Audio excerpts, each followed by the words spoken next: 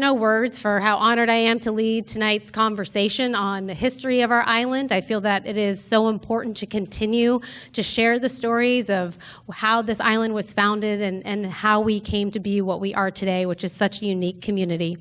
And tonight we are celebrating the 24 and 25 anniversaries of some of Sanibel's most beloved institutions. We'll start with the oldest anniversary to celebrate, our iconic lighthouse. The pulsing heart of Sanibel marked 140 years of existence in 2024. Sadly, as we all know, the keepers' cottages graced our island for just 138 years. After more than 50 years of requests, the Sanibel Lighthouse was completed and lit on August 20th, 1884 by the United States Lighthouse Service. The light was built to aid navigation into San Carlos Harbor for the booming shipping trade. Standing 98 feet tall, the sturdy iron structure is Southwest Florida's most iconic image. Its flashing light is the pulsing heartbeat of Sanibel Island. The two keepers' quarters housed the lighthouse keepers and their assistants for many years, until the light was automated in 1949. The quarters were then used for housing. In 1958, Charles LeBuff began a long federal career with the U.S. Fish and Wildlife Service at the Sanibel Wildlife Refuge, later renamed Ding Darling. He moved his family, his young wife and infant daughter into the lighthouse keepers' cottages. His son Chuck joined the family a few years later. For 22 years, the Little family lived at the lighthouse, and for over 50 years, LeBuff served as a fierce preservationist for our island. Among his significant accomplishments, founding the Coretta Sea Turtle Project and serving on Sanibel's first city council, a respected author and speaker, LeBuff has given presentations in this very room. Tonight, however, we will be treated to new stories about the old lighthouse from a different perspective. Leslie LeBuff Young was an infant when her parents moved into the keepers' quarters. She enjoyed a unique and wonderful childhood, growing up on Sanibel and living at the lighthouse. This evening, she is here to share some stories and memories of that childhood. And just to show how small our island is, our little community, my grandmother Eula Rhodes would often babysit Leslie's younger brother, Chuck.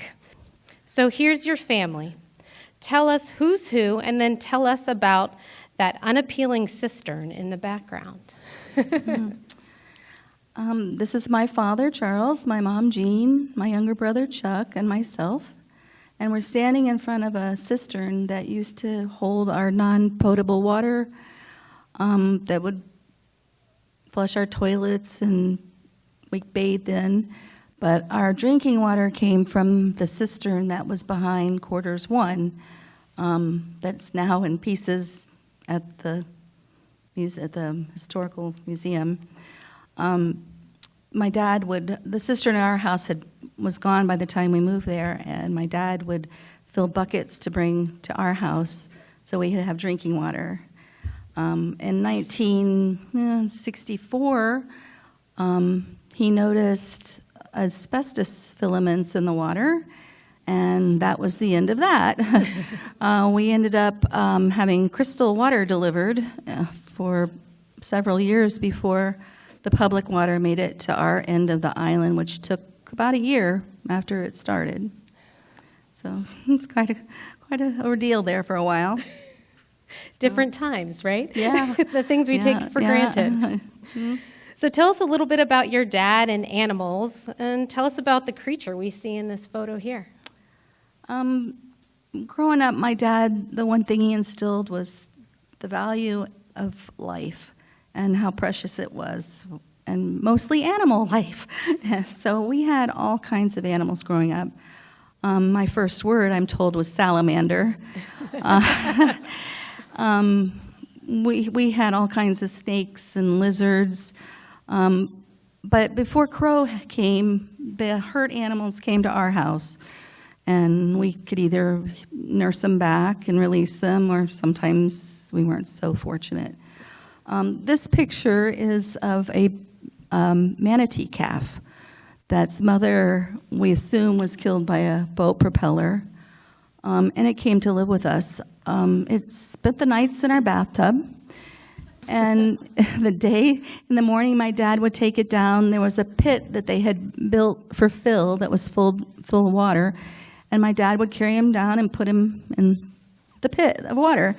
And at night, bring him back up, and that went on for quite some time. He called about every place in the country trying to find a home for it, but nobody wanted this baby manatee.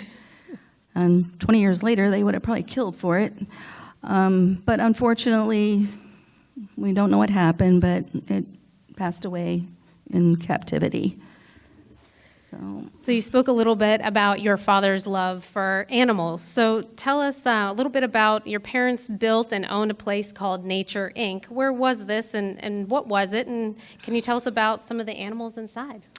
Nature Incorporated was an early nature park, and actually it was right across the parking lot where Island Cow is. In the front room, it was snakes, tanks and cages with snakes and fish and shells, and we sold binoculars and souvenirs. And in the back, Dad had 3 pits, like one had otters, one had alligators, and one had a sea turtle. And then we had a Galapagos tortoise that would roam the property. It was fenced in, and he could roam the property, and Dad made him a little house to live in. And so he was quite unique. This is sitting on one of the walls of the pit. I was in first grade there, so first, second. And here's our Galapagos. After they got rid of Nature Incorporated, we had to rehome all the animals. So we had Gila monsters, and we had a crocodile that would live in our bathtub, and at night, or when we had to take a bath, went into the laundry basket, and then back into the...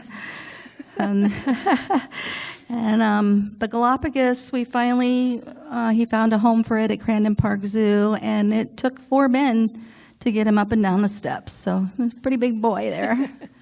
And then after we had Nature Incorporated, we opened another business called Seahorse Aquarium and Shell Shop, and that's where Tuttle's is now.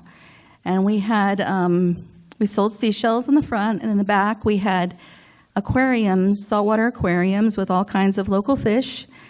We had angel wings, seahorses. In the middle there was a pit with another alligators, you know. And every day Chuck would get off the bus and put that gator on a collar and leash and walk it around the parking lot.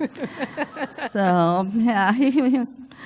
But then that was the end of our businesses on Sanibel. So your brother Chuck was younger than you, and from the stories we've heard, he was an adventurous kid. So tell us a little bit about him and maybe this photo. Before he could barely walk, my mom and I heard him calling out for her. We searched the whole house, couldn't find him anywhere. The porch, couldn't find him anywhere. And we had gates to keep us upstairs, so we couldn't get off the house. And my mom looked down, and there's my brother's little fingers. He'd crawled over the banister and was hanging from the floor. So she had to rush down there and coax him into letting go and catch him. But he survived that, and then he went on. He went on to more adventurous things. The Lighthouse was his jungle gym, and he could climb the entire tower on the outside. His handprints lasted on that lighthouse until the Coast Guard finally painted it after we left. But he was always into stuff. He liked to kiss things. He kissed alligators. He kissed a snake once, and it bit him. And my parents had to take him to the emergency room, and And the doctors were just appalled. Who would let their kid play with a snake?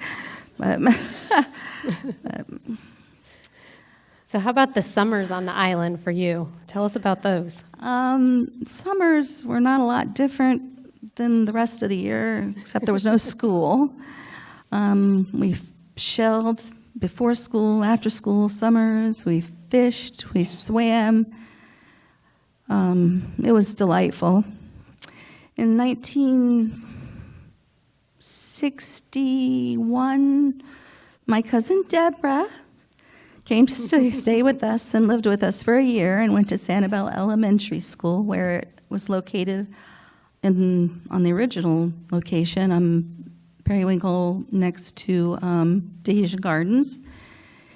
And they eventually started coming every summer in 1969 with her sister and two brothers, and it made life a lot more happy. We could do more and expand out more, and it was fun. Great memories. So you've described your childhood as idyllic. What other memories do you have of growing up on the island?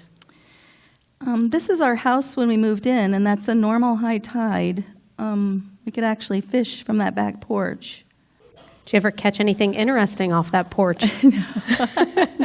No. This is a picture of my dad and my brother and I in his uniform. He was getting ready to go out on patrol that day. I know growing up it was very nice here. Everybody knew everybody, and if you needed anything, all you did was ask. We had aunts and uncles everywhere to keep eyes on us and keep us straight. But one time, my brother was really sick. He was like 2 months old, and the ferry, of course, wasn't running because it was nighttime, and the doctor wanted him in the hospital in Naples. So we knocked on our closest neighbor's house, and they were in the middle of a dinner party, and he actually left his dinner party without hesitation and took my mom and brother across the bay. They met my grandmother that came from Bonita Springs, and she took them to Naples. So it was a big to-do when before the causeway came to get emergency care after ferry hours. So this is just us in the house showing some, it's like built-ins that Dad had made to kind of customize the house. That's when all that wood paneling was popular. So this is my mom and Dad. They were getting ready to go on a date. So this is my first job in 1971 at Dairy Queen. I was 12 years old, and I worked there for the Bissells until they sold it to the Myers, and I continued to work there till I graduated from high school. And this is my daughter, Amber, and my dad, and she went with them to dig turtle nest, and he's holding up a turtle egg. This is my father and I under quarters one when we did the documentary for the Lighthouse video, and my family on top of the lighthouse.